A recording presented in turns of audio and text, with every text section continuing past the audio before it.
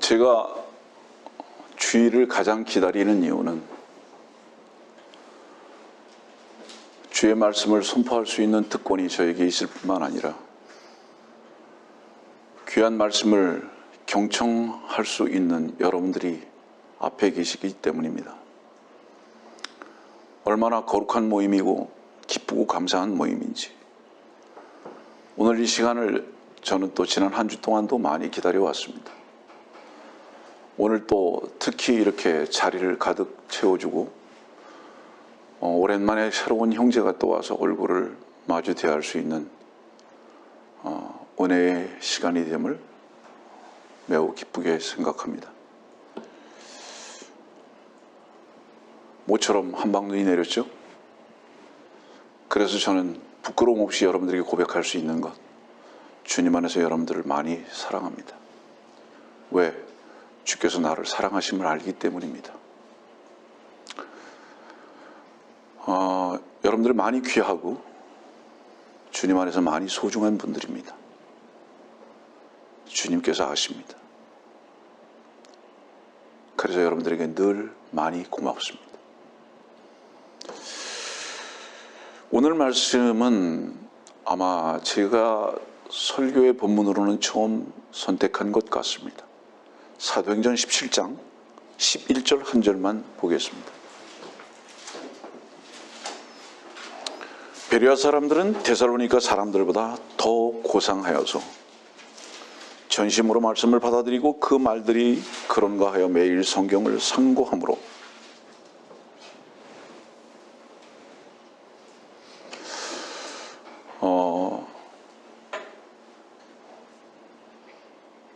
거의 대부분의 교회들이 하나님의 말씀에 근거하지 아니하고 잘못된 비진리의 길을 가고 또 비진리를 선포하는 이유가 무엇일까요? 여러분들 어떻게 생각합니까? 그 이유가 뭐라고 생각합니까? 마귀가 최초에 했던 일이 하나님의 말씀에 대한 변개였기 때문입니다. 그리고 놀랍게도 최초의 범죄는 하나님의 말씀을 잘못 듣고 오해한 데서부터 시작됐다는 것은 결코 우연이 아닙니다. 그리고 그 범죄의 시작은 사람들에게 가능성을 두어서 사람들의 의를 북돋아주고 하나님 한 분만이 의가 되시고 선이 되신 것을 자기 자신이 카피하려고 하는 그쪽으로 사탄이 사람들을 이끌어 간 데서부터 기인했다는 것을 여러분들은 너무나 잘 아십니다. 저는 오늘 마태복음, 마가복음, 누가복음, 요한복음을 요약해서 말씀을 전하면서 사람들이 말하는 성탄절이라는 크리스마스 시즌을 앞두고 우리가 반드시 알아야 할 부분들이 무엇인가에 대해서 그동안 여러분들에게 선포하지 않은 다른 측면에서 말씀을 여러분들에게 제시해 나가게 될 것입니다. 생각해 보세요. 마태, 마가, 누가, 요한복음 중에서 왜 마태복음과 누가복음에만 족보가 기록되어 있을까요? 마가복음과 요한복음에는 족보가 기록되어 있지 않아요. 족보가 기록되어 있지 않은 부분부터 설명을 하면 마가복음은 종으로 오신 예수 그리스도를 가리키고 있기 때문에 종은 족보가 없습니다. 그래서 마가복음은 족보를 기록하고 있지 않아요. 요한복음에 또한 족보가 기록되지 않는 이유는 무엇일까요? 요한복음은 하나님 곧 그분의 말씀 자체에 대해서 기록하고 계시기 때문에 그분은 영원하신 분이십니다. 그분은 육신으로 오시긴 오셨지만 여전히 하나님으로 표현되고 있기 때문에 요한복음은 족보를 기록할 필요가 없습니다. 그분이 시작이시기 때문에.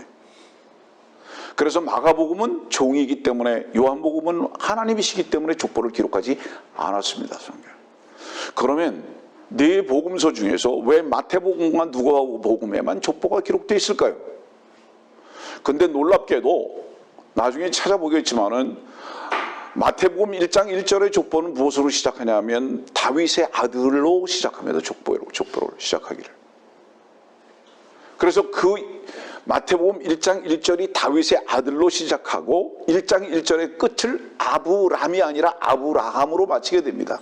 이것이 의미하는 바는 뭐냐면 마태복음 1장 1절은 마태복음 1장부터 28장까지의 모든 내용을 함축적으로 기록해 놓은 것입니다. 마태복음 1장 1절이. 아세요?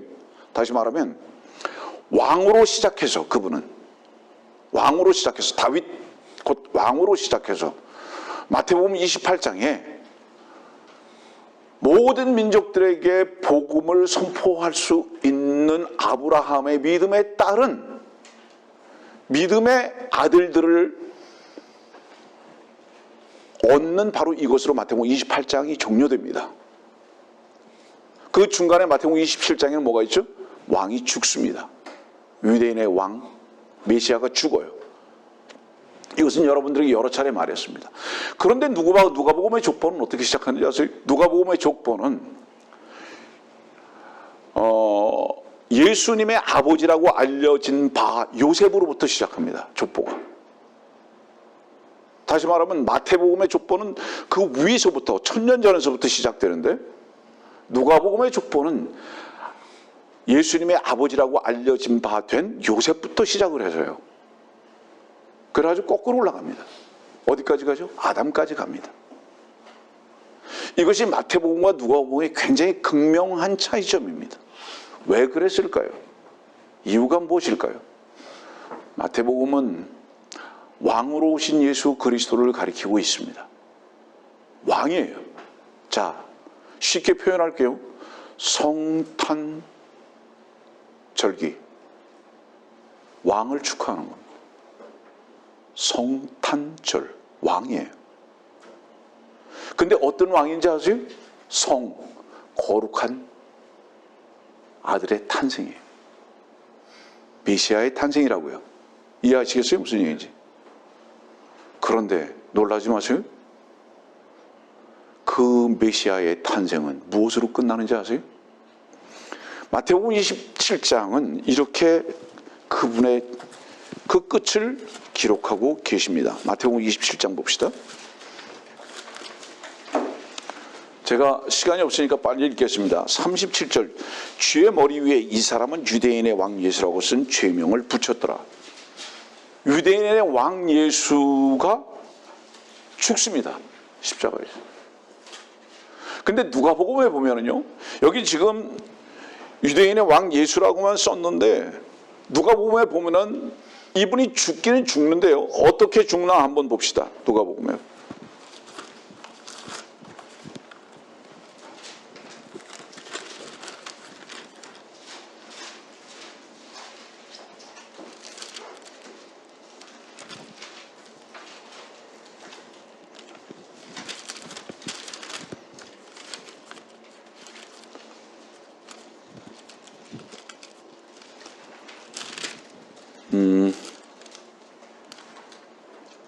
제가 잠깐 놓쳤어요.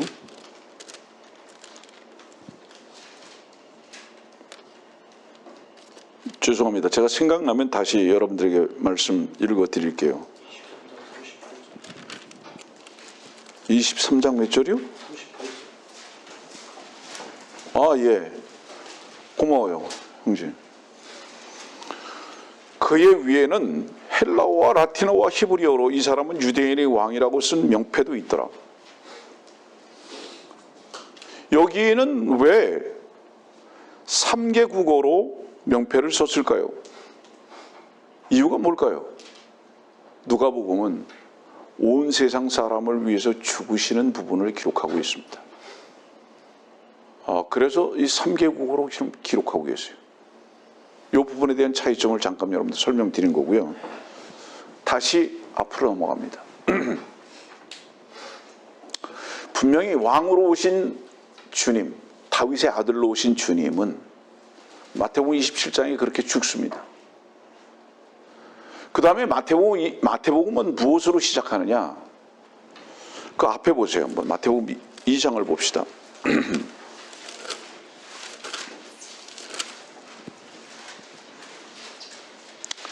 2장 2절 말씀 보면 우리가 동방에서 그의 별을 보고 그랬습니다. 그의 별입니다. 별을 특정하고 있어요. 그의 별. 이 그의 별이 무엇이냐? 이스라엘 사람들이 말하고 있는 다윗의 별입니다. 왕의 별이에요. 그의 별. 어떤 특정인의 별이다 이 말이에요. 그 밑에도 한번 내려가 보세요. 7절 말씀도 그 별이라고 기록하고 계십니다. 그 별. 그 다음에 9절 말씀도 보면 그 별이라고 또 기록하고 계십니다.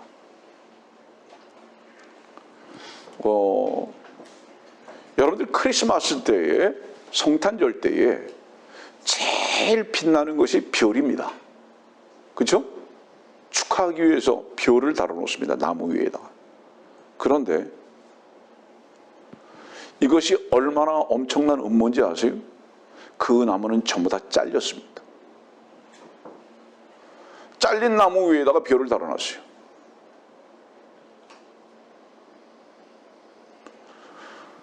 다윗은 어떤 왕이신지 아세요? 영원한 왕이세요. 그리고 그분은 산자의 하나님이십니다. 아시겠어요? 무슨 얘기인지. 나무가 잘렸다는 것은 죽음을 의미해요. 근데 그 죽음의 꼭대기에다가 별을 달아놨어요. 그 별과 그 나무를 누가 죽였죠? 그 나무는 생명나무였습니다. 그 생명나무인 그 나무를 누가 잘랐죠? 누가 잘랐어요?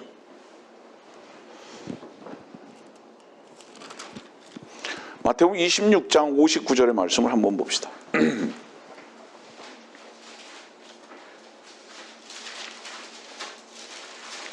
마태복음 26장 59절. 온 공회가 예수를 사형에 처하려고 그에 대한 거짓 증거를 찾았으나 아무것도 찾지 못하였으며 정녕 많은 거짓 증인이 왔으나 역시 아무것도 찾지 못하더라. 마지막으로 2명의 거짓 증인이 와서 말하기를 이 사람이 말하기를 나는 하나님의 성전을 헐고 3일 만에 지을 수 있다고 하더이다 하니, 사람들의 거짓은 이유가 하나 때문입니다. 그 거짓의 이유가 하나가 뭔지 아세요, 여러분들? 사사로운 이익 때문입니다. 그건 물질적인 것만을 말하는 게 아니에요. 여기서 이익이라는 것은 자존심, 자기들의 오름. 이것에 하나 되기 위해서는 어떤 거짓도 서슴지 아니합니다.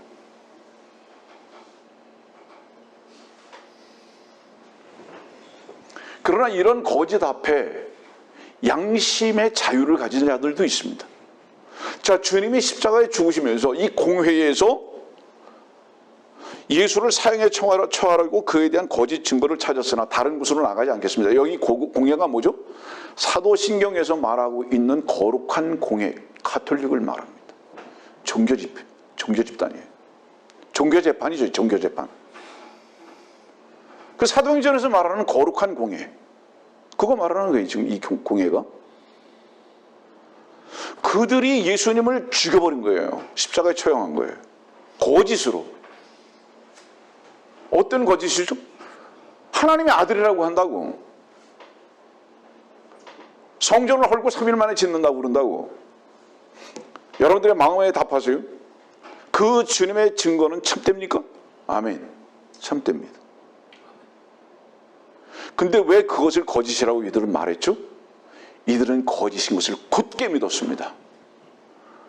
너 목수의 아들이지. 네가 어떻게 성전을 3일 만에 헐고 다시 짓냐? 불가능한 것을 너 한다고 그러니까 너는 거짓이다. 그러나 그분은 참되셨습니다. 그 말씀 그대로 그분이 되셨습니까? 아멘. 그렇죠. 이래서 공회에다가 종교재판에다가 넘겨놓고 그분을 거짓에다가 죽여버린 거예요. 이게 거룩한 공회를 말하고 있는 홀리 캐톨릭입니다. 거룩한 모임이라고 그래요, 걔네들. 그들이 주님을 죽여버렸어요. 크리스마스 추리의 유래는 언제냐? 그들로부터 시작된 거예요. 캐톨릭으로부터 시작된 거예요. 근데 놀라지 마세요. 다시 말합니다. 성탄절이요? 그들의 사기에 전 세계 사람들이 다 속은 거죠. 성탄절이요? 다시 말합니다. 하나님의 어린 양으로 오셨어요. 그분은. 누가복음에는. 아까 말했잖아요. 마태복음은 왕에 대해서 말하는 거예요. 유대인의 왕에 대해서. 그러면 최소한 마태복음 27장에 주님이 죽으시기 전까지는요. 그 성경이 다 누구를 향한 건지 아세요? 유대인을 향한 거예요. 전부 다 유대인을 향한 거예요. 다시 말합니다. 마태복음은 28장에 보세요.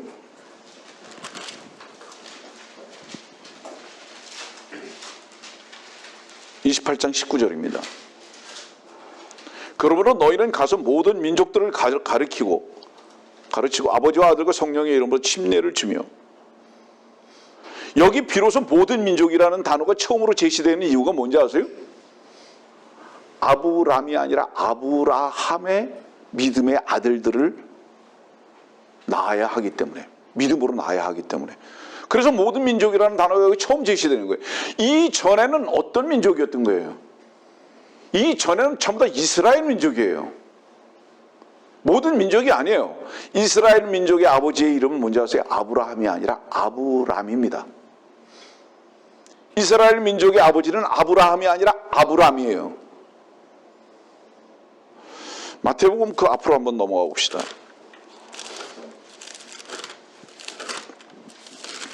(10장)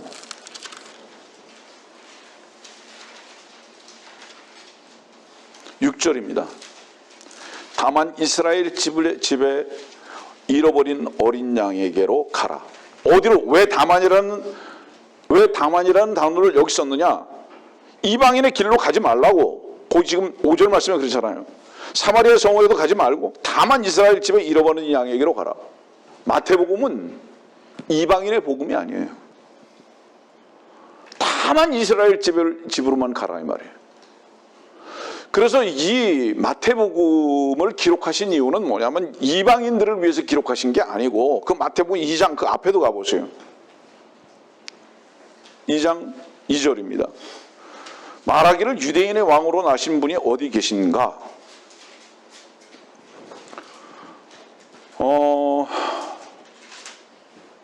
주목하세요. 주님은 교회의 왕이 아닙니다. 주님은 교회의 머리십니다.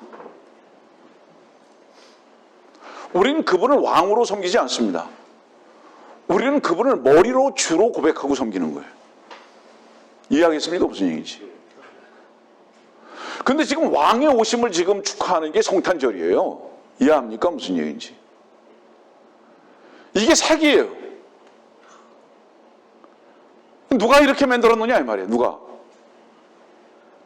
이게 사실은 지금 현재 로마 캐톨릭에서 자기가 하나님이라고 하고 왕이라고 하는 실제적 세상의 집권자 7이자 세상 왕인 교황이 전통적으로 이렇게 만들어버린 거예요. 무엇 때문에? 돈놀이 하려고 이렇게 만들었죠.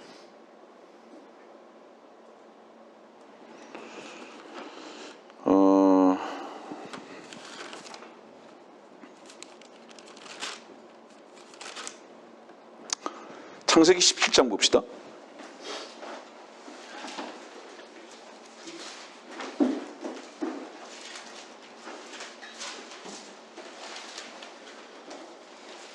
창세기 17장은 굉장히 중요한 기점을 가집니다. 창세기 17장이 중요한 기점을 갖는 이유는 무엇이냐면 아브라함이 되는 기점입니다. 아브라함이 되는 기점이라는 것은 무엇이냐 하면 여기 지금 3절의 말씀을 보면 4절 말씀 봅시다. 보라 내가 너와 더불어 내 언약을 세우노니. 여기서 너가 누구죠? 아브라함입니까? 아브람입니까? 아브람이에요. 아브라함이 아니라 아브람이에요. 아브람 너와 새로운 언약을 세워요. 이 새로운 언약이라는 건 뭐죠? 아브람에게 준 언약이 아니라 이제 새로운 언약을 너에게 세운다는 것은 너에게 아브라함의 언약을 세우겠다 이 말이에요. 아브람의 언약은 뭐냐? 유대인의 한 민족의 조상으로서의 언약이에요. 아브라함의 언약은. 근데 아브라함의 언약은 많은 민족들의 아비가 되는 언약이에요. 이해하시겠습니까? 무슨 얘기인지. 이게 마태복음 28장의 언약이에요. 그러니까 유대인이 끝나면 뭐 된다는 거예요? 많은 민족의 믿음의 아버지가 많은 민족의 아버지가 되는 믿음의 아버지인 아브라함이 제시되는 바로 그것을 의미하고 있다 이 말이에요. 이 말씀이. 이해합니까? 무슨 얘기죠? 그래서 마태복음 1장 1절은 다윗으로 시작해서 아브라함으로 마친다는 것을 아까 말씀한 것을 지금 부연 설명한 겁니다. 이해하시겠습니까? 무슨 얘기지? 다른 부분으로 한번 가볼게요. 제가 오늘 이렇게 여러분들에게 사전에 설명하는 이유는 무엇이냐? 아까 마태복음 2장에 그의 별이라고 말했잖아요. 그래서 이 그의 별이라는 것을 설명하기 위해서 사전에 이렇게 정리를 해나가는 겁니다. 이 그의 별은 그를 말하고 있어요. 그의 별은 그를 말하고 있다고요. 계시록 1장에 한번 말씀 한번 봅시다.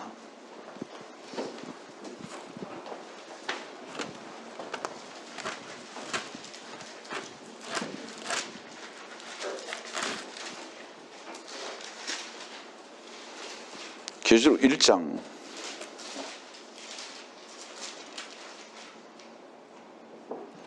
16절입니다. 그의 오른손에는 7 별을 가졌고 또 입에서는 날카로운 양날을 가진 칼이 나오고 용모는 해가 그 맹렬한 기세로 비치는 것 같더라. 20절 네가 본 것은 나의 오른손 위에 7 별과 7 금촛대의 신비라. 7 별은 7 교회의 천사들이요 네가 본 7 촛대는 7 교회라. 여러분들 조금 잘못하면 오해할 수가 있습니다. 7은 하나입니다. 7은 하나부터 7까지 분리된 숫자를 말하는 것이 아니라 7은 하나입니다. 그 뜻이 무엇을 의미하는지 아세요? 하나의 별이신 주님께서 교회마다 별이 되신 것을 7 교회를 표현하시면서 7 별이라고 말씀하신 거예요. 이해하겠습니까? 무슨 얘기지? 이 부분에 대해서 사람들은 오해하거든요. 별이 7개인가 보다. 아니에요. 그가 별이신 거예요. 그가 별이신데 그가 별이신 그분이 7 교회마다 별로 활동하셨다 이 말이에요. 별로. 이해합니까? 무슨 얘기지?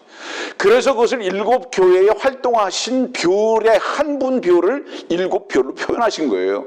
그래서 7은 하나입니다. 여러분들은 이미 성경에서 아마 그 부분에 대해서 배웠겠지만 7으로 일하시는 하나님이라는 그 의미를 공부했을 거예요. 맞죠? 7으로 일하시는 하나님은 한 분 하나님이십니다. 그 한 분 하나님이 7이라는 숫자 속에서 일하신다는 것이지 하나님이 7이라는 분이 아니라는 거예요. 이 오해하죠, 잘못하면. 오해했죠? 그런 뜻 아니에요. 그래서 이제 마태복음 2장에 다시 그의 별로 갑니다. 이 별은 무엇이냐? 하늘에 떠 있는 별이 아니에요. 천사예요. 천사인데 어떤 천사냐? 하나님께서 현현하신 거예요. 사람의 모습으로 별의 모습으로 나타나신 거예요. 여러분들 보세요. 스타가 누구죠? 배우들이죠. 스타가 누구죠? 스포츠를 잘하는 사람들이죠. 스타는 뭐죠? 비치는 자들이죠. 뭔가 뛰어나죠. 주님은 스타십니다. 별이세요. 근데 이 별은 어떤 별이냐? 내가 다윗이야. 내가 왕이야. 내가 메시아야. 어떤 왕인지 아느냐? 나는 유대인의 왕이야. 이 별로 나타내 보이셨다는 거예요. 예전에 몇 년 전에도 말했지만 이 별이 움직이는 게 어떻게 보입니까? 여기 보니까 움직이고 있잖아요. 마태복음 2장에 보니까 이 별이. 그래서 악이 있는데 위에서 딱 몸으로 서 있잖아요. 별이 움직이다 어떻게 서 있습니까? 이거 별은 인공위성이 아니에요. 이해합니까? 무슨 얘기인지. 그래서 이 성경에서 말하는 이 별은 한 별이신 주 예수 그리스도를 가리킵니다.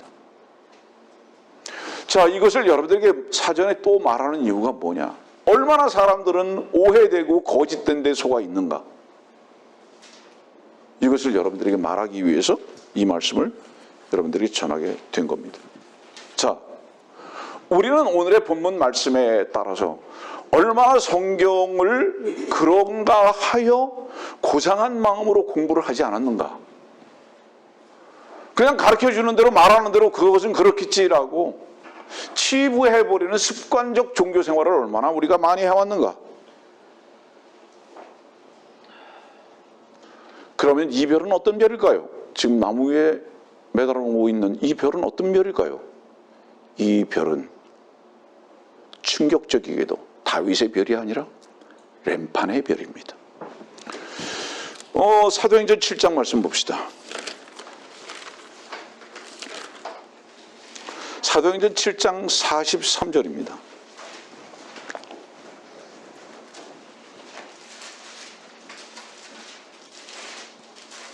참으로 너희가 몰록의 장막과 너희의 신 렘판의 별을 택하여 경배하고자 모형들을 만들었으니 내가 너희를 바벨론 너머로 옮겨버리라고 하였느니라.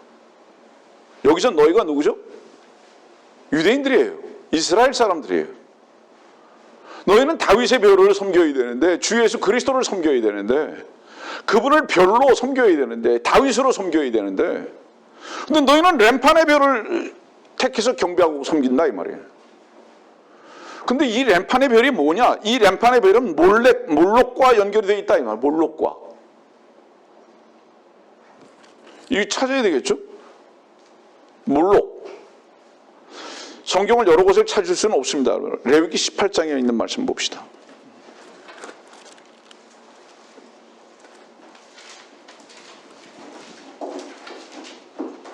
(21절입니다)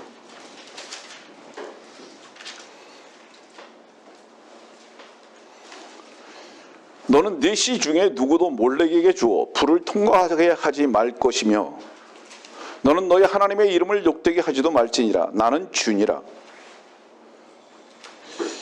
이 몰렉이 나올 때마다 공통적으로 나오는 일들이 있어요. 그게 뭔지 아세요? 불로 자녀들을 통과하는 것과 짐승과의 교접과 부적절한 남자와 남자, 여자와 여자끼리의 성적 관계를 말합니다. 이게 항상 이게 따라 나와요. 이것은 영적으로 무엇을 의미하는 것이냐 하면 지금 현재 캐톨릭의 모습을 보여주고 있는 거예요. 이것이. 근데 여기 우리는 사도행전 7장에 몰록이라고 그랬고 레위기 18장에 우리가 보면서 몰렉이라고 읽었습니다. 몰록과 몰렉의 차이점은 무엇이냐? 몰록을 영어적 표현으로 몰렉이라고 하는 거예요. 똑같은 신의 이름이에요. 그럼 몰록을 영어로 표현할 때는 몰렉이라고 표현하는 겁니다. 이해하시겠어요? 무슨 얘기인지. 다른 곳을 한번 봅시다. 열왕기상 11장 한번 봅시다.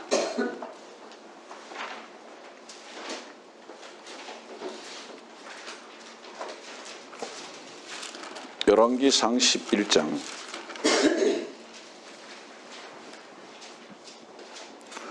5절과 7절입니다. 이는 솔로몬이 시돈인들의 여신 아스토렛을 따라가고 암몬인들의 가증한 것인 밀콤을 따랐습니다. 7절입니다. 그때 솔로몬이 예루살렘 안에 있는 산에 모압에 가증한 것인 크모스를 위하여 산당을 짓고 또 암몬 자손에 가증한 것인 몰렉을 위하여 산당을 지었으며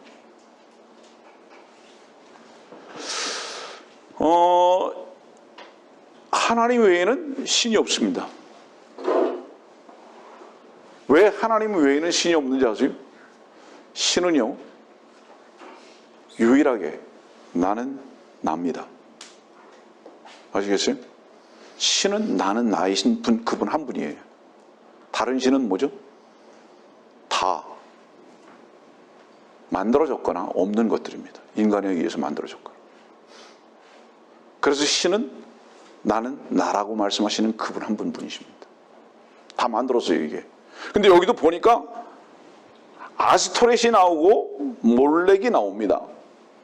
여러분들 아시다시피 아스토렛은 이스터를 파생시켰습니다. 아스토롯은 하늘 여왕으로서 이스트라는 것을 파생시켰는데 이스터를 파생시켰는데 이스터는 뭡니까? 이스터가 뭐죠? 부활절이죠. 영어로 이스터는 부활절이죠. 우리 사도행전 12장을 봅시다. 무슨 말씀이 나오나?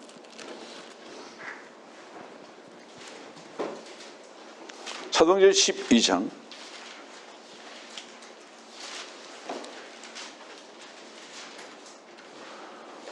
4절입니다. 그가 베드로를 잡아서 감옥에 가두고 4명씩 4조의 병사들을 붙여 교대로 지키게 하니 이스터가 지나면 그를 백성들 앞에 끌어낼 의도였더라. 여기 지금 부활절이 나와요. 이스터? 그럼 이때부터 그러면 부활절을 지켰다는 얘기인가? 착각하지 마세요. 그런 거 아니에요, 여러분들. 이게 하늘 여왕의 종교를 따른 전통을 말하는 거예요. 조금 아까 읽었잖아요. 뭐를 읽었죠? 아스트로. 바로 이 신들의 전통에 따른 이방신의 전통에 따라서 바로 이때에 야고보를 죽여버리려고 하는 거예요. 왜냐하면 전통적인 면에서 볼 때 항상 어떤 절기라든가 중요한 기점에서는 사람을 놓아주기도 하고 죽이기도 하는 이런 일들입니다. 항상. 그래서 이 어떤 이방 종교에 따른 국가적 명절에 야고보를 죽여버리는 바로 이런 것들을 지금 기록하고 계신 거예요.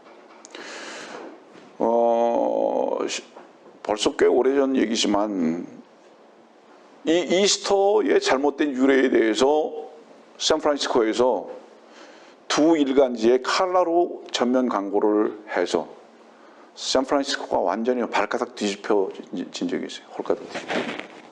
그래서 뭐 말로 할 수 없는 그런 표현들을 전투했어요. 뭐 전화를 하고 네 이마에는 총알이 안 들어가냐 어디서부터 시작해서.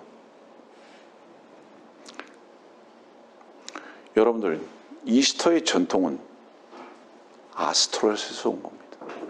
레위기 아까 봤죠? 얼마나 엄청난 잘못된 종교의식을 가지고 있다. 기독교 뭐가 그렇게 중요하죠?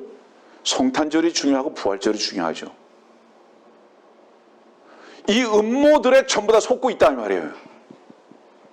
성탄절 없습니다. 왜 성탄절이 없는지 아세요? 원천적으로 누가 무효를 시켜버렸느냐? 공회에서 무효시켜버린 거예요. 그 공회가 캐톨릭 아닙니까? 하나님의 아들이 메시아로 오신 바로 이 성탄절을 원천적으로 없애버린 것이 그들이에요. 그런데 그들에 의해서 다시 성탄절이 부활됐습니다. 이유가 뭔지 아세요? 사실은 태양신, 바알신의 부활을 기념하기 위해서 만들어 놓은 거예요. 엄청난 음모예요. 이스터도 마찬가지예요. 주님은 부활하셨습니까? 맞습니까? 주님 부활하셨어요. 근데 주님께서는 뭐를 기념하라고 말씀하셨는지 아세요, 여러분들? 성탄절 기념하라고 말씀하신 적이 왜 없는지 아세요? 그건 무효이기 때문이에요. 주님은 다시 오십니까? 왕으로 다시 오십니까? 우리는 그때 그분과 함께 기뻐할 겁니다. 그러나 지금 주님은 우리들에게 무엇을 기념하라고 말씀하시는지 아세요, 여러분들? 우리 고린도전서 가봅시다.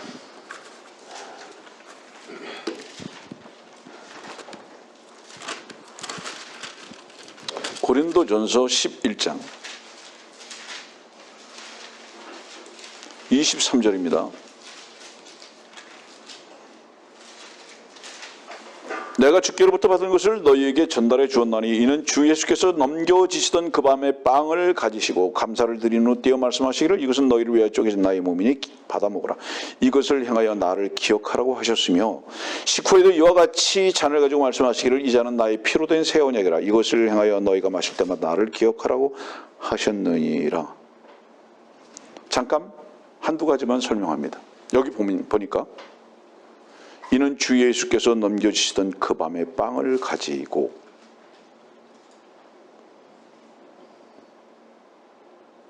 이 밤에 있어 본 적이 있으십니까? 주님께서 넘겨주시던 그 밤에 있어 본 적이 있으십니까? 이렇게 질문하는 거예요. 이 밤의 이 어두움이 주님의 몸을 찢으신 이유가 됐다는 거죠. 이 밤의 이 어두움이 뭔지 아세요? 이 밤의 이 어두움이, 요 지금 고린도전서 11장 잠깐 놔두세요. 요한복음으로 넘어갑시다. 다시 돌아올 거니까요. 요한복음 9장입니다.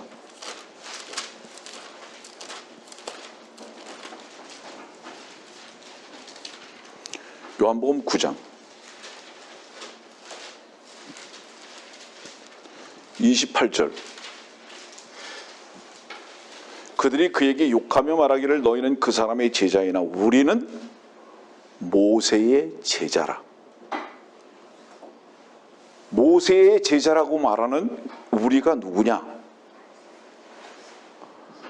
39절과 41절에 그들을 말합니다. 그러자 예수께서 말씀하시기를 내가 심판을 위하여 이 세상에 왔으니 이는 보지 못하는 자들은 보게 하고 보는 자들은 소경되게 하려 함이라. 주와 함께 있던 바리새인들 몇 사람이 이 말씀을 듣고 주께 말하기를 우리도 소경이라는 말인가 하니, 모세의 제자니까 소경이죠. 소경이란 말인가 하니 예수께서 그들에게 말씀하시기를 만일 너희가 소경이라면 죄가 없을 것이냐 이제 너희가 말하기를 우리는 본다고 하므로 너희 죄가 남아있느니라. 어떤 자가 소경이냐? 어떤 자가 밤에 있는 자냐? 눈 깜깜해요. 분별 못해요. 모세의 제자들.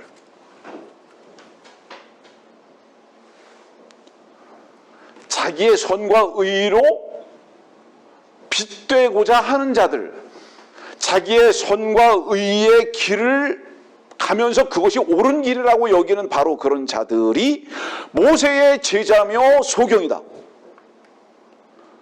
그들은 보지 못하는 밤에 속한 자들이다. 지금 이 말씀하고 계신 거예요. 요한복음 9장에. 자, 빛 대신 주님을 누리지 못하고 그 빛 가운데 살지 못하는 이유가 무엇인가? 여러분들과 제가 스스로 빛을 발산하려고 하는 거짓된 빛의 소가 있기 때문이다 이 말이에요. 그 거짓된 빛이 무엇이냐? 여러분들의 의로운 삶의 추구다 이 말이에요.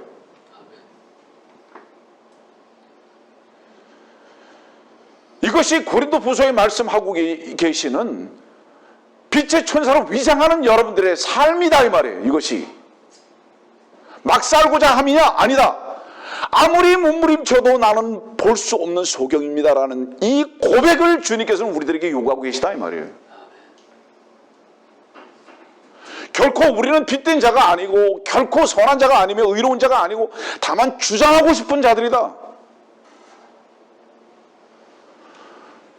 선한 것은 주장하는 것이 아니다. 자연스럽게 나타나는 것이다. 여러분들이 선하려고 노력하죠? 넘어지지 않으려고 몸부림치죠? 그것 때문에 힘들죠? 수고하고 무거운 짐진 자들아 내게로 오라고. 주님께 간 자는 무엇을 알게 되는지 아세요? 아, 그것은 짐이었고 어둠이었구나. 그것은 주님 한 분만이 나의 빛이시며 길이십니다. 당신만이 나의 유일한 선이고 의이십니다라는 것에 대한 분명한 체험과 고백을 한다 이 말이에요.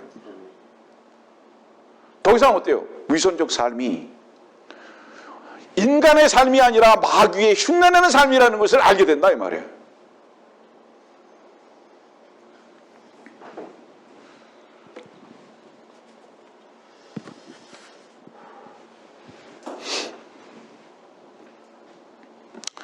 에레미야 10장 말씀 가봅시다. 고린도전서 11장 마저 정리하고요. 미안합니다. 23절 보니까 그 밤에. 중요한 거예요. 여러분들 그 밤에 있어 본 적이 있느냐 이 말이에요. 나는 참으로 어두움에 속한 자다. 무엇으로 입증하죠? 여러분들이 쉬지 못한다면, 자, 여러분들의 선과 의는 왜 방황하는 건지 아세요? 상황에 따라서 선하기도 하고 악하기도 해요. 그 상황은 뭐죠? 미운 놈 앞에는 절대로 선할 수가 없어요. 뒤통수 치고 싶은 거죠. 나한테 잘해주는 사람은 절대로 악할 수가 없어요. 선하게 포장하고 나가기를 원하죠. 더 나를 인정해 주기를 원하니까. 이런 위선된 삶이 바로 무엇인 거예요? 이것이 바로 밤에 속한 삶이다 이 말이에요. 여러분들 돌이켜보세요. 원수를 위해서 사랑해 본 적이 있는가? 그들을 위해서 기도해 본 적이 있는가? 내가 손해보고 내가 슬프고 내가 고통스러워도 그래 본 적이 있는가? 그랬다면 그 이유가 무엇인가? 저는 그 이유를 유일하게 어디서 찾는지 아세요? 주님의 고상한 이름이 전해지는 것이라면,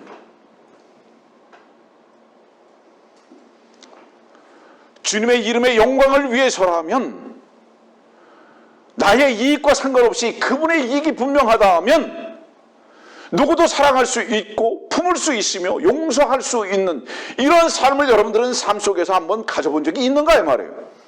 그것은 그리스도께서 여러분들 안에 사신 게 분명합니다. 그런 사람들. 그러나 자기의 이익과 이해 타산과 즐거움에만 묶여 살아가는 사람들, 자기만 산 사람들은 자기 안에서의 이해 타산을 쫓아서 선과 악을 행합니다.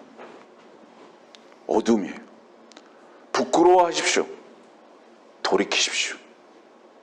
회개하십시오.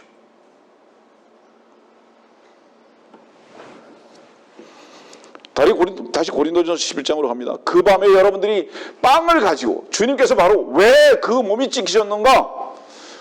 그 생명의 빵이 되신 이유가 무엇인가? 그 밤 때문에. 그 밤은 무엇인가? 인간의 종교성, 인간의 선하우려 했던 바로 그 밤 때문에 여러분들은 그것을 밤으로 발견해 본 적이 있는가? 이 질문을 먼저 하는 거예요. 그래서 쪼개진 나의 몸이 받아먹으라 이것을 향하여 나를 기억하라고 하셨으며, 성도들이여, 우리의 기억은 주님의 죽고 다시 사심의 그 생명의 빵과 새 언약입니다. 이것이 십자가와 부활이에요. 아시겠어요? 왜 우리는 이것을 기념하는가? 이것을 기억하는가? 주님께서 구세주가 되셨기 때문입니다. 주님께서 나와 여러분들을 위해서 쇠상죄를 제거하신 한 마리의 어린 양으로 오신 것을 여러분들이 그 양됨 속에서 체험했기 때문에 바로 그것을 기념하는 것입니다. 그래서 아까 말씀드렸잖아요. 교회는 왕을 축하하지 않는다. 교회는 구세주다. 그분은 왕이 아니시라 그분은 머리가 되신 분이시다. 아시겠어요, 여러분들? 아까 우리 찬송했죠. 상아와 같이 아름다운. 왜 그 찬송했는지 아세요? 상아는 진주와 동일합니다. 희생이 있고 고상한 빛이 동일합니다. 그래서 상아와 같이 아름다운 거죠.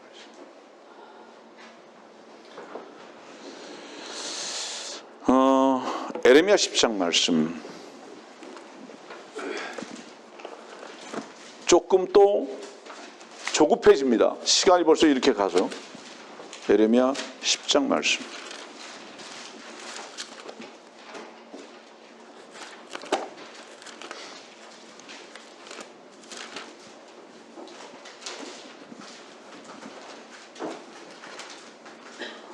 이 절입니다. 주가 이같이 말하노라. 이방의 길을 배우지 말고 하늘의 표적들에 당황하지 말라. 이는 이방이 그러는 것들이 당황함이라. 그 백성들의 관습은 헛된 것이니. 여기서 그 백성이 뭐죠? 이방입니다. 이방 백성이에요. 정확히 말하면 이 이방 백성은 누군지 아세요? 바벨론입니다.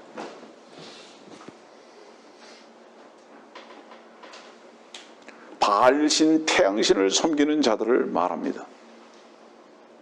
이 이방 종교 이방신을 주후 313년에 누가요? 콘스탄틴 황제가 받아들인 거예요. 그는 주님을 믿은 게 아니라 개종한 거예요. 여러분들 이건 분명히 하셔야 돼요. 313년에 콘스탄틴 황제는요, 예수 그리스도를 믿은 것이 아니라 개종했다고요. 개종이라는 건 뭐죠? 종교를 바꾼 거예요. 수많은 사람들이 주님을 믿는 게 아니라 기독교라는 개종을 한 자들 뿐이에요. 이 황제도 314년에 개종한 거예요.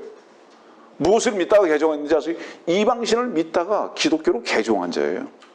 그러면서 개종하면서 뭘 가져왔는지 아세요? 바벨론 바알 종교를 가져온 거예요. 그게 크리스마스의 전통으로 이어져 온 겁니다.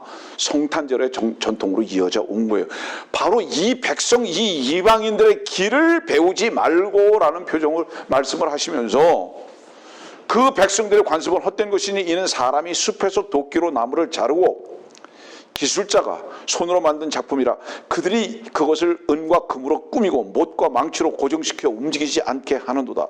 그것들은 종려나무처럼 곧게 서 있으나 말을 못하고 걸을 수도 없으니 꼭 붙들어 주어야 하느니라. 크리스마스 추리죠. 성탄 추리죠. 그리고 은과 금으로 꾸미고요. 못과 망치로 고정시키고 그 위에다 뭘 올려놓은 거예요? 아까 사도행전에 있는 말씀. 램판의 벼를 딱 올려. 무슨 전통이에요? 이스터라고. 아까 얘기했죠? 아스타라고. 이스터. 바알 신의 전통이에요. 그 바벨론 종교에서 가져온 거예요.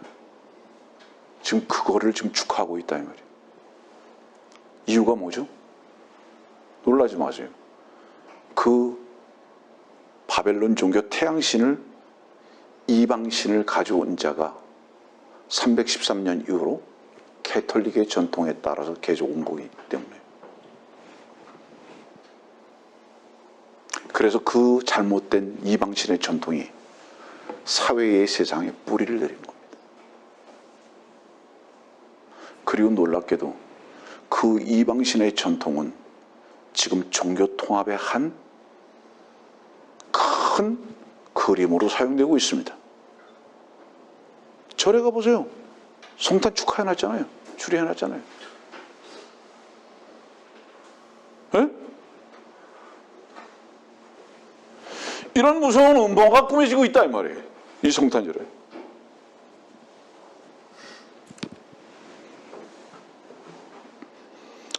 나중에 집에 가셔서 에레미야 19장 5절 말씀이나 에레미야 32장 35절의 말씀을 보세요. 여기서는 분명히 몰렉과 아스트롯과 이방신의 연결고리가 등장할 것이기 때문입니다.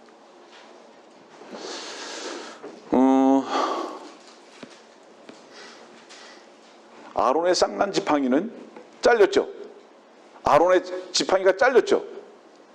누구를 말씀한다고 그랬죠? 대제사장이신 주님을 말씀한다고 그랬죠. 공부 좀 하세요. 대제사장이신 주님을 분명히 말씀하고 계시는데 그거는 잘린 나무, 죽은 나무가 아니라 어땠죠? 다시 꽃이 폈죠. 주님만이, 왜 주님만이 그리스도신지 아세요? 이유가 뭐죠? 주님만이 그리스도이신 이유가 뭔지 아세요? 적그리스도는 이 그리스도를 카피한 자들이잖아요. 적그리스도가 따로 있는 게 아니에요. 이 그리스도를 카피한 자들을 적그리스도라고 부르는 거예요. 그리스도를 어떻게 카피했느냐? 그리스도가 기름 부음 받은 자로 다시 살았느냐? 그리스도는 분명히 다시 사신 분을 말하잖아요. 사도행전 2장은 그 부분에 대해서 명확하게 말씀하시잖아요. 중요한 부분이니까 읽어야 되겠죠? 사도행전 2장 36절입니다. 그러므로 이스라엘의 온 집이 분명히 알 것은, 왜 여기다 이렇게 분명히 알 것이라고 말씀하셨을까요? 그 이유를 이제 나중에 그 밑에 설명하죠. 너희가 십자가에 처형한 예수를 어땠죠? 죽었어.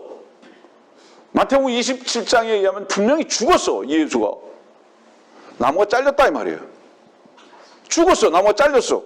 근데 하나님께서 주와 그리스도가 되게 하신 것이라 다시 부활의 생명을 입고 다시 살아나셨다 이 말이에요. 이 부활의 생명은 무엇이냐? 올리브 기름이다 이 말이에요. 올리브 기름 뭐죠? 생명나무 기름이다 이 말이에요.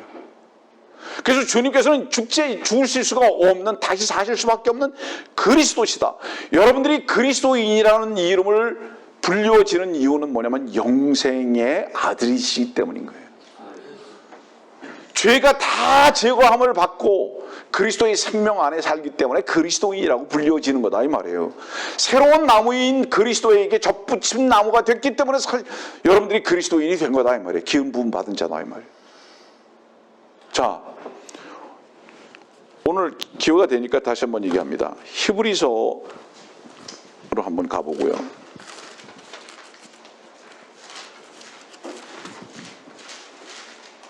히브리서 11장 21절, 이 부분도 똑같은 것 같지만 다른 부분을 여러분들에게 가르쳐 드려야 하기 때문에 읽는 겁니다. 히브리서 11장 21절 말씀 보면, 믿음으로 야곱은 죽을 때에 요셉의 두 아들 하나하나에게 축복하였으며 그의 지팡이 머리에 의지하여 경배해 드렸느니라. 그의 지팡이 머리에 의지하여 경배해 드렸다. 지금까지 여러분들에게 가르쳐 드린 것은 모세가 분명히 넓적다리 우묵한 곳이 딱 탈골이 되고 난 다음부터 그의 그 길은 절뚝거리는 길일 수밖에 없기 때문에 지팡이를 의지할 수밖에 없었다. 여기까지만 가르쳐 드렸어요. 그렇죠?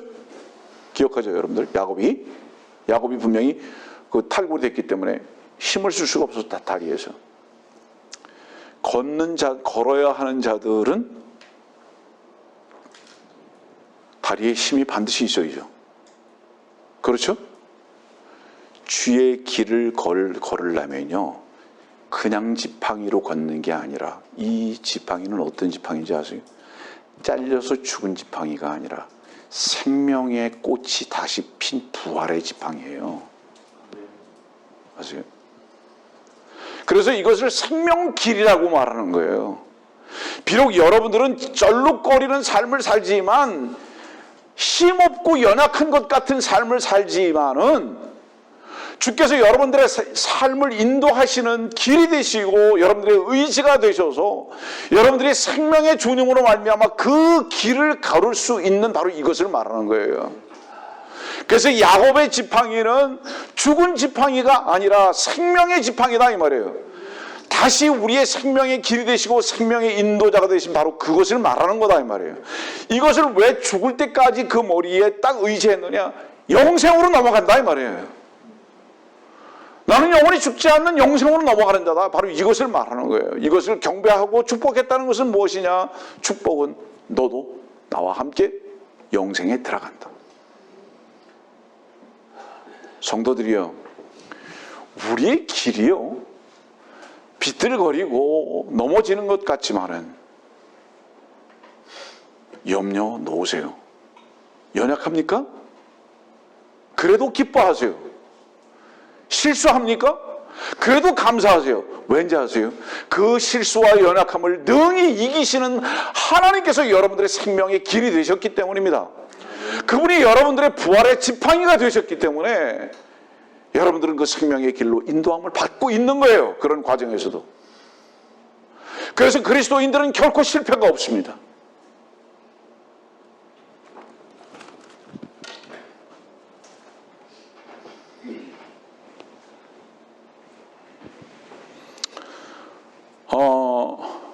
위조품.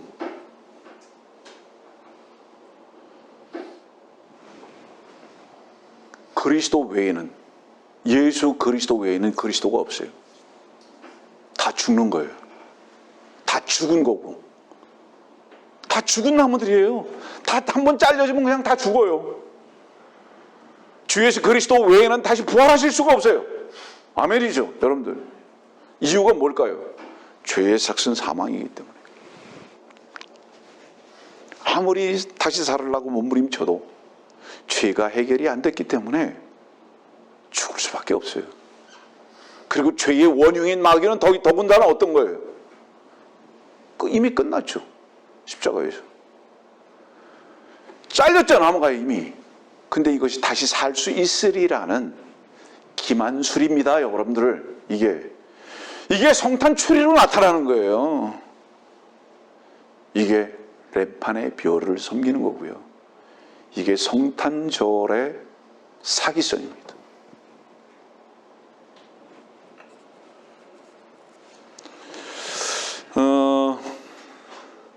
마가복음을 이제 넘어가야 되겠죠. 마가복음을 보면 마가복음은 대표적인 말씀이 마가복음 10장입니다. 45절.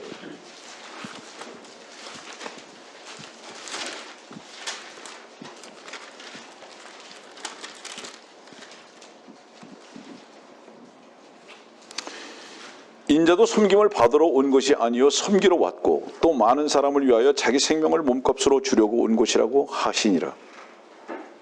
마가복음의 2절입니다. 섬김을 받으러 온 것이 아니라 섬기러 왔다. 섬긴다는 것은 뭐를 얘기하죠? 섬긴다는 것은 종을 말해요. 교회를 섬긴다, 주님을 섬긴다. 주님을 섬긴다. 반드시 전제가 있습니다. 종된 위치가 아니면 절대로 섬길 수 없습니다. 주님을 섬기지 않고 주님과 거래하는 이유가 뭔지 아세요? 주님, 내가 이렇게 봉사했으니까 이렇게 주세요. 내가 이렇게 헌금했으니까 이렇게 주세요. 주님과 계속 섬김이 아니라 거래를 하는 이유가 뭔지 아세요? 그 사람이 섬김이 뭔지를 모르기 때문입니다. 다시 다른 표현으로 얘기하면 죄의 값을 위해서 주님께서 어떤 값을 치르셨는지를 나를 위해서 죽고 그 죄의 값을 어떻게 치르셨는지를 현재적으로 모르기 때문에 종된 위치에 죄의 종된 위치에 있어 본 적이 없으니까 주님 앞에 계속 거래만 하는 거예요. 거래는 뭐죠? 거래는 동일한 관계입니다. 그러나 종은 동일한 관계가 아니라 주인 앞에 무조건적입니다. 자기를 계산할 수 없는 겁니다. 종은. 여러분들은 언제 종의 위치에 있어 보셨습니까? 교회가 종교로 전락하게 됐던 이유가 뭐냐 하면 종의 위치에 있어 오지 않은 자들이 예배당에 모이기 시작했기 때문이다 이 말이에요. 그리고 한번 종의 위치에 있어 본 자도 이 교회의 잘못된 전통에 따라서 계속 하나님하고 딜만 하려고 그런다. 거래만 하려고 그런다 이 말이에요. 이 거래를 하는 것은 무엇입니까? 야곱이 하나님과 거래했던 바로 이 장사꾼 기질이다 이 말이에요. 하나님께서 나를 이렇게 하시면 이렇게 내 12월째로 바치겠나이다. 이 장사꾼 기질. 종이 돼본 적이 없다 이 말이에요. 우리는 어때야 하죠? 주께서 어떠하시든지 간에 나의 어떤 조건과 상관없이 주님을 섬길 수 있는 그 종의 위치가 얼마나 아름다운 위치인가 하는 것을 마가복음은 우리들에게 제시하고 계신 것입니다. 그래서 여러분들 마가복음 1장부터 보면은요, 주님은 족보가 없이 무엇부터 시작하는지 아세요? 여러분들 마가복음 1장부터 나중에 집에 가서 보세요. 주님은 침례부터 그의 일생을 시작합니다. 마가복음 1장. 족보도 없어요. 그리고 종으로 침례로부터 시작해요. 뭐죠? 나는 죽어야 되는 존재입니다. 이거로부터 시작해요. 마가복음 1장이. 그 다음에 마가복음 1장부터 시간 관계상 제가 다 읽지 않습니다. 자주 등장하는 말씀이 뭔지 아세요? 즉시. 종은 자기를 돌아보지 않는다. 자기의 형편도 생각하지 않는다. 주인이 원하면 즉시다. 그래서 마가복음은 계속 즉시라는 단어가 계속 제시됩니다. 즉시. 왜 순서가 마태복음에서 마가복음이 됐죠? 이유가 무엇이죠? 성경은 우리들에게 뭐라고 말씀하고 계실까요? 빌립보서 봅시다.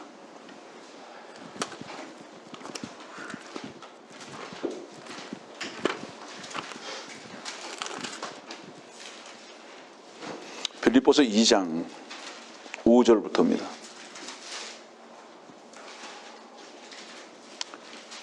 너희 안에 이 생각을 품으라. 곧 그리스도 예수 안에도 있는 생각이라. 그는 하나님의 형체로 계심으로 하나님과 동등하게 되는 것을 탈출하 생각지 아니하셨으나 오히려 자신을 비워 종의 형체를 입으시고 사람들과 같이 되셨느니라.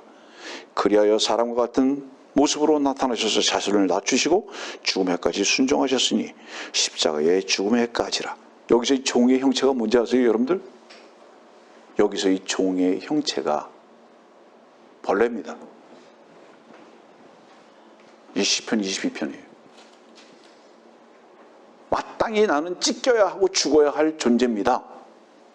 이게 종의 형체죠. 그래서 그가 온 이유가 뭐냐? 마가복음에서는 난 존재의 이유가 없습니다.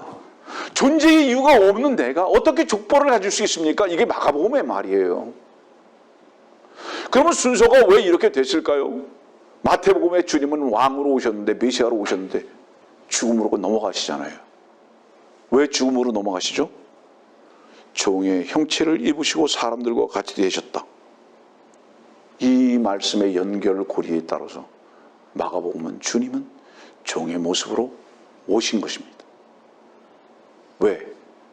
나와 여러분들을 섬기기 위해서, 나와 여러분들의 종이 되기 위해서 그분은 이렇게 오셨다.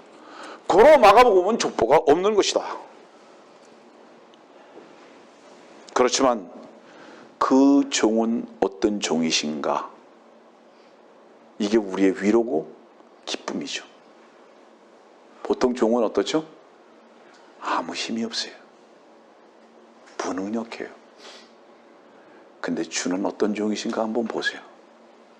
이 말씀이 여러분들에게 큰 위로가 되기 바랍니다. 이사야서 9장 말씀 보세요.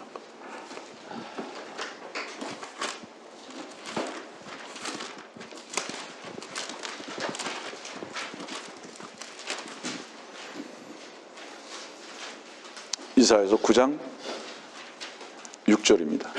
이는 우리에게 한 아이가 태어났고 우리에게 한 아들이 주어졌음이니 정부가 그의 어깨 위에 있을 것이요 그의 이름은 경이로운 분이라 상담자라 능하신 하나님이라 영원하신 아버지라 화평의 통치하라 불리리라.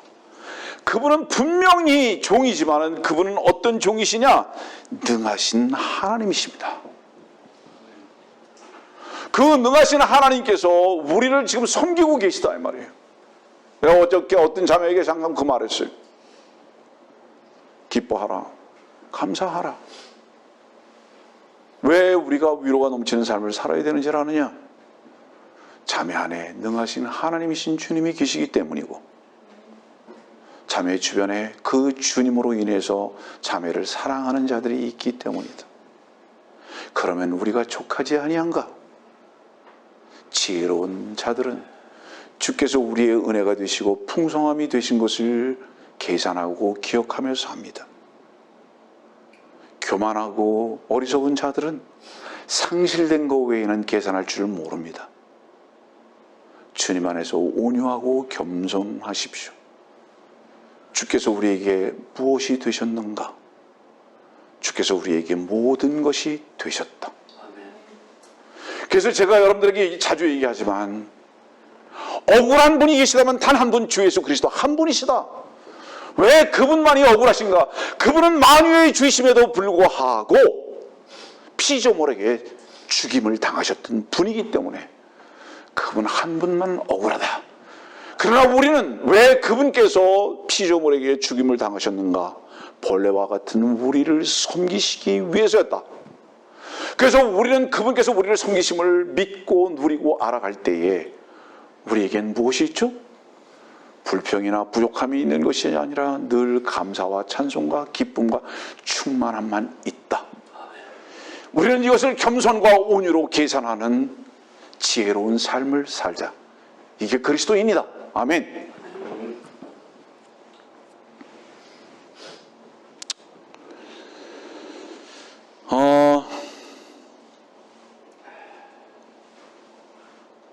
아까 콘스탄틴을 말했습니다. 그래서 313년에 이방 종교를 가져왔고 기독교 안에 들어와서 개종시켰습니다. 이 존재를 뭐라고 얘기하는지 아세요? 유다서의 말씀 한번 봅시다. 유다서 1장 4절. 유다서는 뭐 한 절밖에 없으니까, 한 장밖에 없으니까요.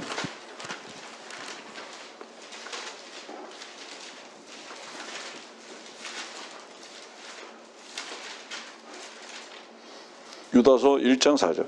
이는 어떤 사람들이 몰래 들어왔기 때문이라. 그들은 옛적부터 이 정죄를 받기로 이미 정해진 자들이며 경건치 않은 자들이라. 여기까지만 읽겠습니다. 몰래 들어온 자. 이 몰래 들어왔다는 것은 뭐를 의미하죠? 요한복음 10장에는 문으로 들어오지 아니하고 넘어 들어온 자를 말합니다. 다시 말하면 뭐죠?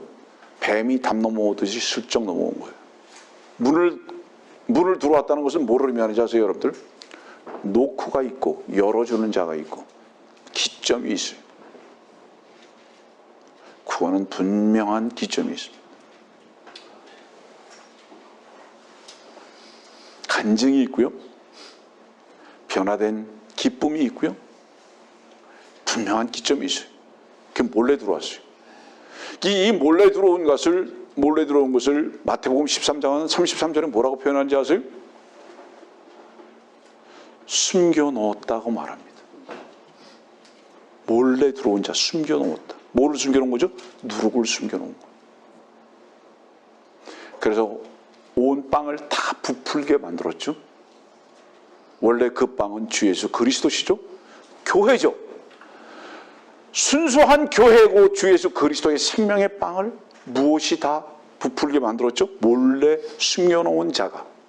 그 자가 누구죠? 로마 캐톨릭. 이게 지금 이상한 교회의 전통을 만들어 놓고 말한 거예요. 그래서 그 이상한 전통으로 말미암아 그리스도를 부인하게 만들어 버린 겁니다, 여러분들. 이 그리스도를 부인하게 한 이유가 뭐죠? 그러니까 적 그리스도를 친구로 삼게 하기 위해서. 이렇게 엄청난 영적인 위험에 처해 있는 시대, 바로 지금 이 시대. 그래서 이 시대에 그 313년 바로 이때부터 어떤 일들이 있었느냐. 계시록 2장 13절 봅시다. 계시록 2장 13절.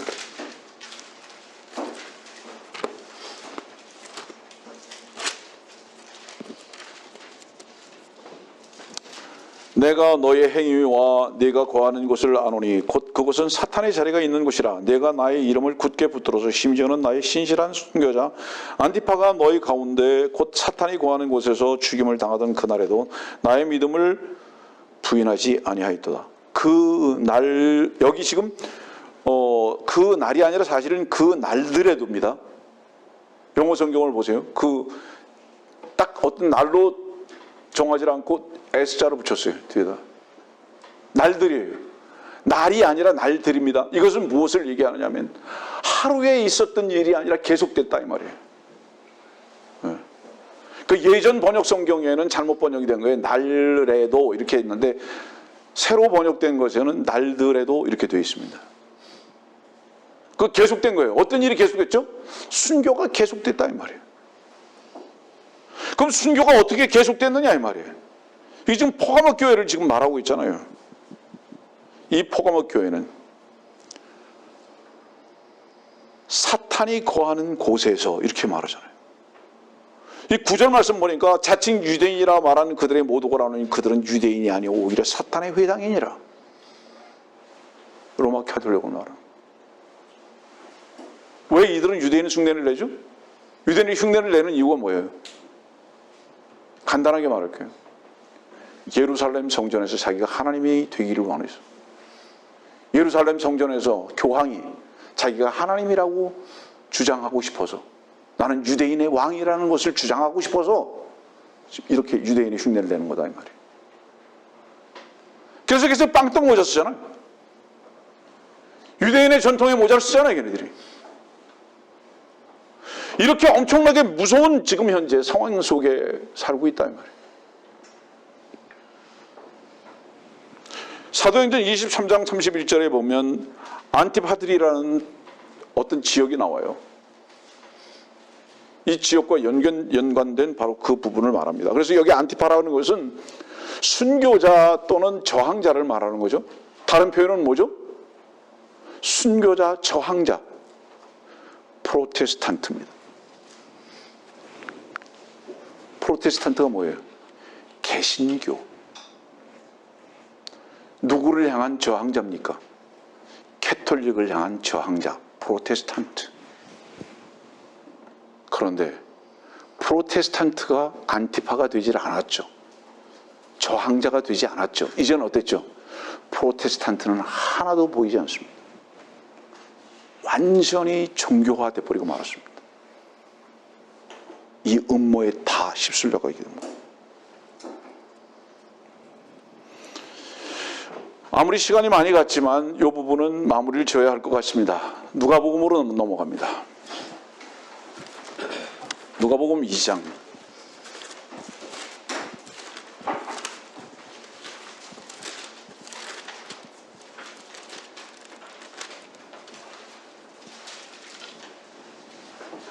(7절입니다) 그리하여 그녀가 자기의 첫 아들을 낳아 그를 포대기로 싸서 구유에 누이니 이는 여관에 그들이 들 방이 없었기 때문이라. 그때 그 거울에 목자들이 있었는데 들에서 묵으면서 밤에 양떼를 지키더라. 왜 이때도 밤이었고 왜 지금도 밤일까요? 이유가 무엇일까요? 그때는 헤롯이 유대인의 왕으로 예루살렘에서 앉아 있었으니까요. 그때도 밤이고요. 또 주께서 오실 바로 지금 현재도 밤이죠. 이유가 무엇일까요? 종교가 판치고 있기 때문이죠. 그러나 이 밤에도 여러분들은 양이 되어야 하며 목자가 되어야 합니다. 여러분들은 죽어야 하며 섬겨야 합니다. 그리스도와 함께 죽어야 하며 그리스도와 함께 섬겨야 합니다. 그렇기 때문에 이 밤에도 여러분들은 양이 되어야 하며 여러분들은 또한 목자가 되어야 합니다. 이런 말씀 보니까 이런 말씀이 있잖아요. 포대기로 싸서 구유에 누이니. 그 뒤로 가봅시다.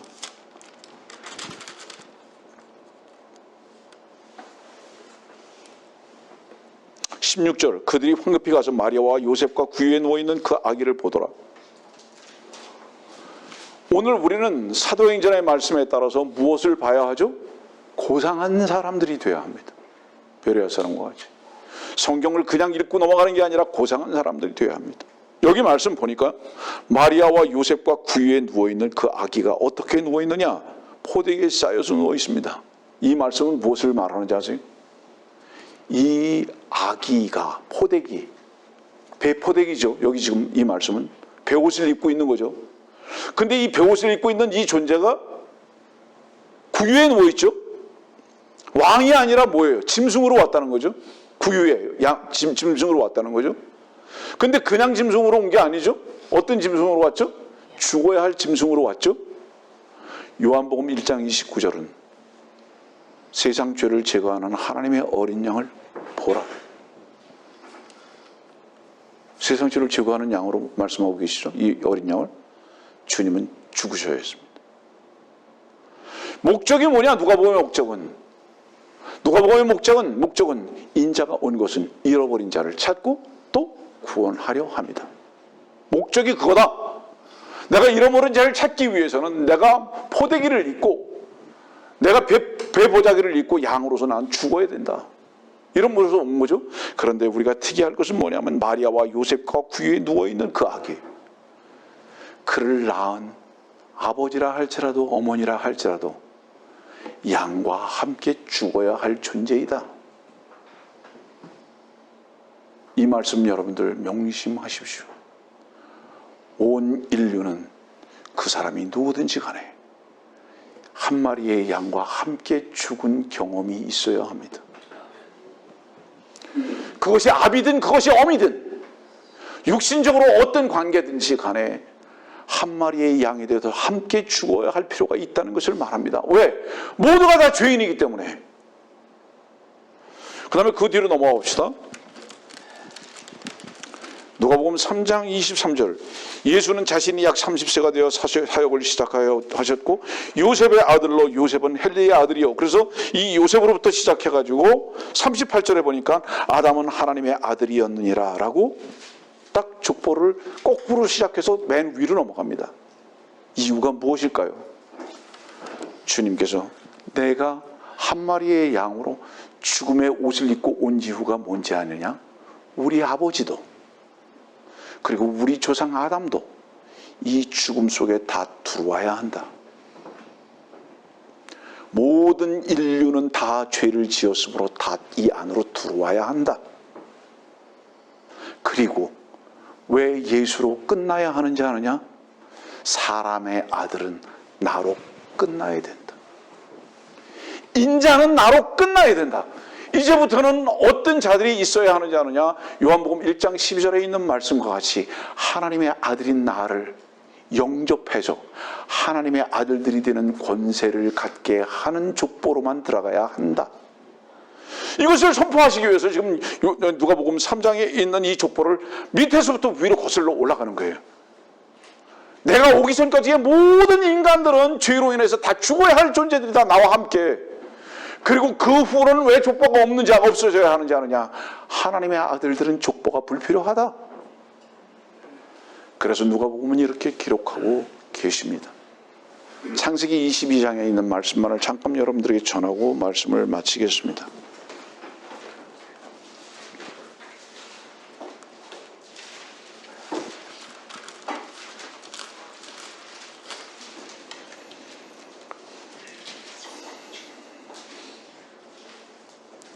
(2절입니다) 하나님께서 말씀하시기를 네 아들 곧 네가 사랑하는 네 독자 이삭을 이제 데리고 모리아 땅으로 가서 산들 중에서 내가 네게 알려줄 한 산에서 그를 번제로 드리라 하시더라. 한 산에서 분리된 산입니다. 이 분리된 한 산, 다른 산과는 구별이 되는 이 산, 이 산이 어떤 산이냐? 갈보리 산입니다. 이 산은 하나님께서 죽으신 산입니다. 이유가 무엇이냐? 우리에게 최초의 사랑을 확증하시기 위해서, 사랑하는 데의 독자, 사랑을 알게 하시기 위해서 이 구별된 갈보리 이 산에서 그분은 죽으십니다. 주목하세요. 이제 결론을 내립니다. 그리스도와 함께 십자가에 못 박혀 죽은 경험이 있으십니까? 그 고백이 여러분들에게 있으십니까? 그 산에서, 그 한 산에서 주의 사랑을 만나보신 적이 있으십니까? 그런 자들은 14절에 있는 말씀과 같이 아브라함이 그곳의 이름을 여호와 이레라 불렀더니 오늘까지도 말하여지기를 주의 산에서 그것이 보여지리라 하더라. 이 갈보리 산은 주님만이 오르실 수 있는 주의 산이십니다. 여러분들이 오늘도 그 주의 산에서 그리스도와 함께 십자가에 못 박혀 죽은 것을 고백하고 경험한다면 하나님께서 여러분들을 어떻게 사랑하셨는지를 알게 될 뿐만 아니라 하나님께서 여러분들을 위해서 무엇을 준비하셨는지도 친히 경험하게 될 것입니다.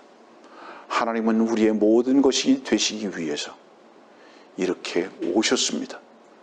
그러나 성탄절의 그 음모 속에 구세주는 가리워지고 계십니다. 여러분들 구원을 받으셨습니까? 여호와 이레를 경험하셨습니까? 주의 산에서 주님을 만나보신 적이 있으십니까? 오늘 우리는 베레아 사람들과 같이 주의 말씀 앞에 고상한 사람들로서의 삶을 살아야 함이 마땅합니다.